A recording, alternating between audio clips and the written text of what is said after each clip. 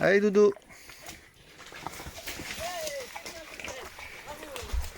400 km en 19 jours sans savoir où nous allons dormir. Un lâcher prise, pas toujours évident avec 4 mules et mulets, de leur trouver de l'eau et de la nourriture. Nous avions amené 10 kilos de grains au cas où. Nous avons réussi à leur trouver tous les jours un bon endroit et je pense qu'ils n'ont manqué de rien. Le voyage lent avec les mules nous rapproche de la nature. Le paysage nous imprègne et nous contraint. Tout paraît plus vaste. Une rivière, un col, une ville, une autoroute prennent un autre sens, une autre intensité. Nous nous faufilons au gré des caprices de la tectonique, des cours d'eau, du travail des vieux glaciers et de l'implacable et omniprésente urbanisation.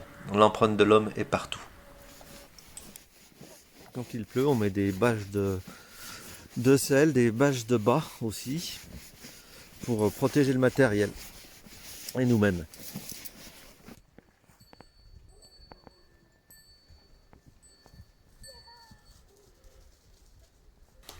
Nous sommes partis de la vallée verte, en Haute-Savoie, nichés au sein des flysch du Tertiaire, des dépôts périalpins, bousculés, déjetés lors de la formation des Alpes. Puis direction le Salève, anticlinal qui surplombe la plaine et fait face au Jura, telle une vague qui déferle au rythme de la terre. Nous le longeons, puis le déplaçons. Direction le Val de Fière. Nous sommes maintenant en région calcaire, sur des dépôts de l'ère secondaire qui se sont formés dans l'océan Tétis, disparu il y a bien longtemps pour faire place aux Alpes. Les gorges du Fier.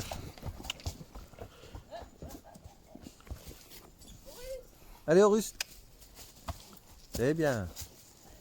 Allez Jess. Allez Brub, ensemble. Nous passons le Val de Fière. La montagne a été littéralement sciée par la rivière qui coulait là avant la formation du relief. On parle d'antécédence. Les gorges sont vertigineuses. Le parcours est parfois un peu aérien. J'adore. Oh.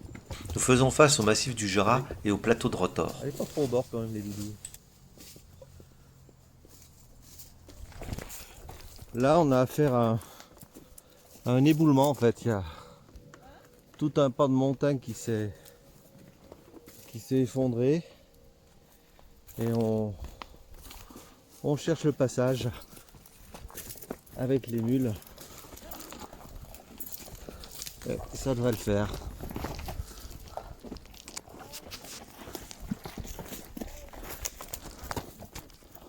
Voilà, voilà. De son côté, le Rhône mène sa route depuis le lac Léman. Il sera notre compagnon durant une bonne partie du voyage.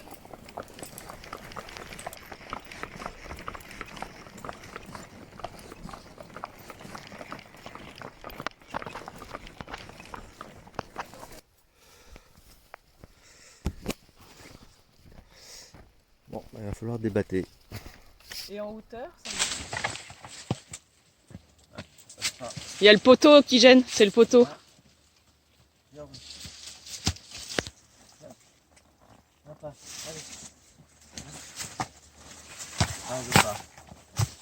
On va l'enlever.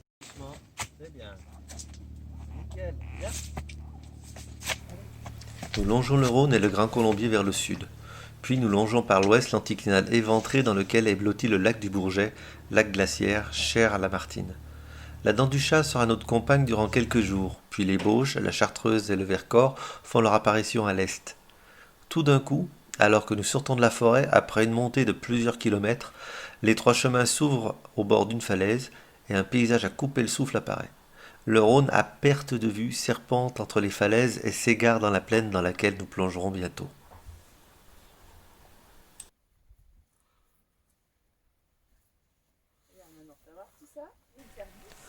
En liberté dans le pré, Brume et Jess regardent Anouk en train de ranger le hamac. Un peu plus loin, Horus se gratte à un arbre. Ces moments de complicité font partie du bonheur du voyage.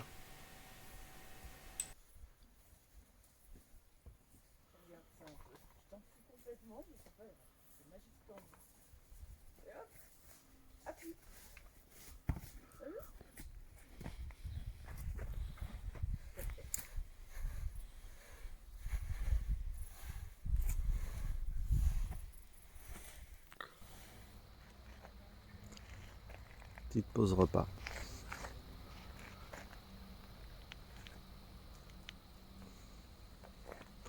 Donc au bord du Rhône. Donc voilà Chenaz, la fête au village un petit peu, plein de monde, beaucoup d'animation et les mules se sauvent. Merci beaucoup.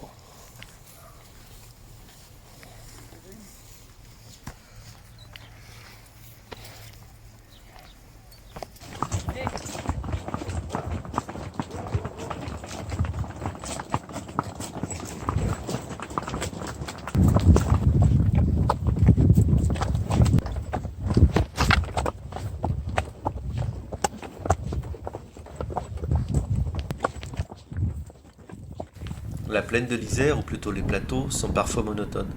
La canicule nous assomme et les mules se traînent. Nous sommes sur les alluvions du Paléorhône, formées lors de l'érection des Alpes. Elles ont été parfois remaniées, voire entaillées par les glaciers. Les galets sont omniprésents et se retrouvent dans le mur des maisons. Le massif central apparaît à l'horizon devant nous. Nous l'attendrons après avoir traversé le Rhône, notre vieux compagnon, qui continue sa route vers la Méditerranée comme il le fait depuis des millénaires.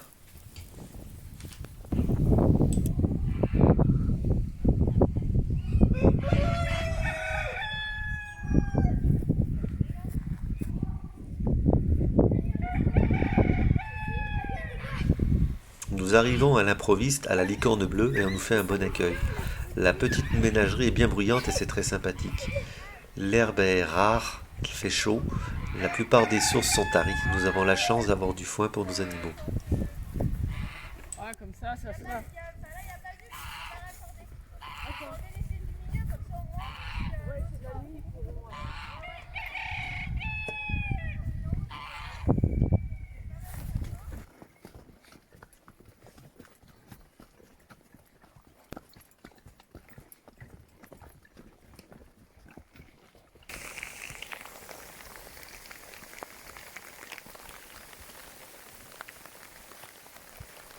Voilà.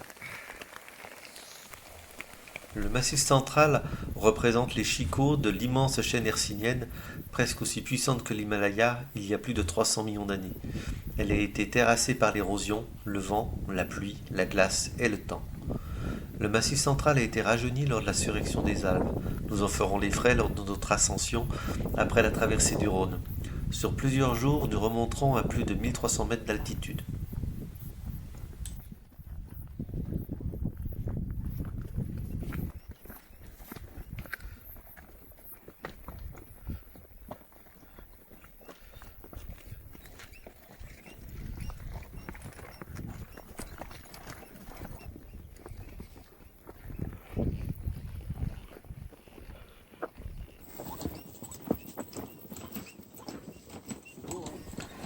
Étape aussi imprévue qu'insolite lorsque nous campons au pied de l'observatoire de Mars. En tant qu'astrophotographe, j'ai d'autant plus de plaisir et d'émotion à camper à côté de la coupole. Nous avons eu l'autorisation de 2 conseillers municipaux rencontrés dans le village.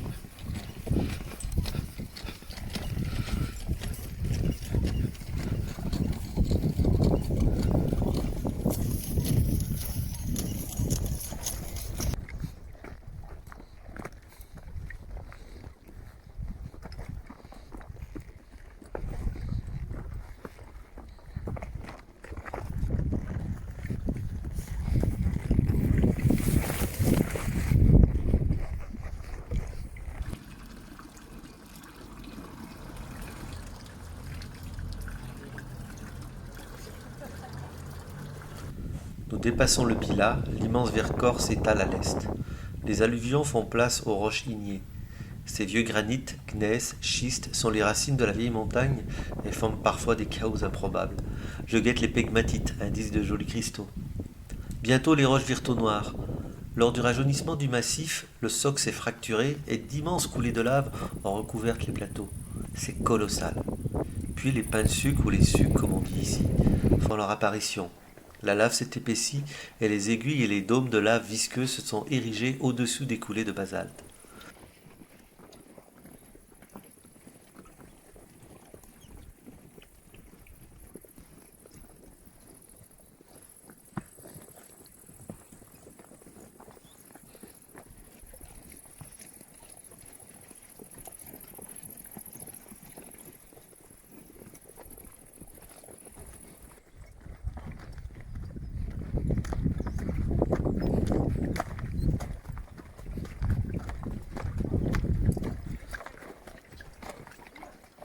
Allez, Doudou.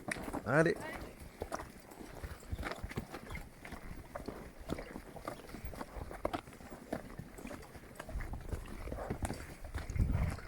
C'est bien, les doudous.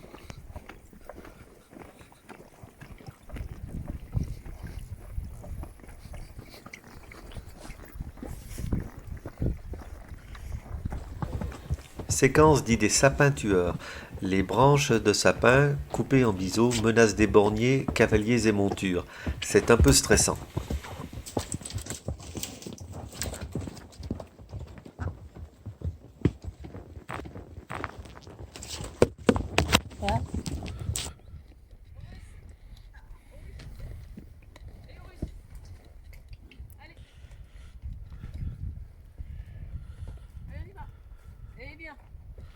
Allez bien les doudous. Ouais. Bravo. Bravo.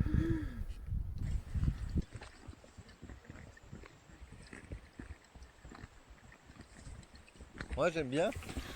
Très belle escalade en fin de journée, dans les cailloux et les arbustes.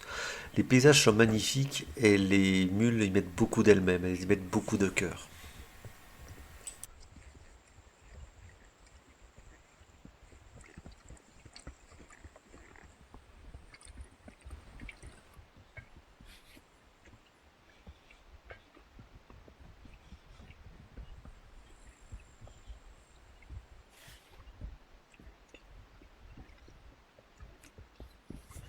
À droite.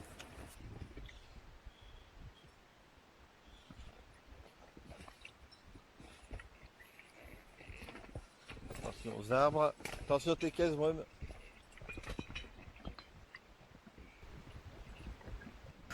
Nous finissons par atteindre le mont Mezin. Les paysages sont grandioses, magnifiques. La phonolite sonne sous nos pas. Nous dormons sur le flanc du vieux volcan lors d'une dernière nuit avec nos mules. Nous savourons l'instant pour cette dernière nuit à la belle étoile.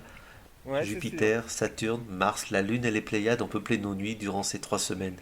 Nous sommes à 1550 mètres d'altitude.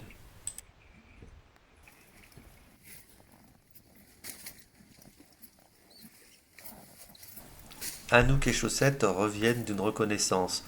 Finalement, nous camperons ici, les hamacs dans la forêt et les mules au bord du chemin. Il va maintenant falloir préparer le camp. Pendant que Chaussette travaille, ses amis ne perdent pas une minute.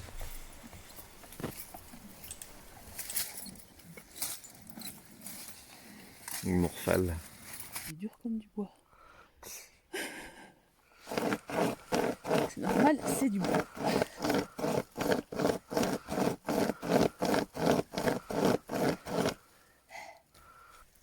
C'est chaud.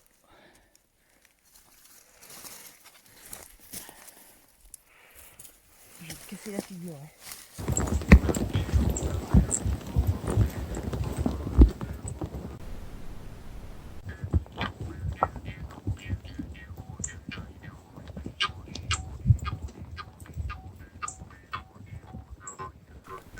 L'arrivée au village de Moudère conclut le voyage, alors que nous longeons le cercle glaciaire qui a alimenté le canyon en aval. Les débâcles ont dû être spectaculaires il y a 16 000 ans. D'accueillantes chaumières apparaissent subitement au sommet de la côte.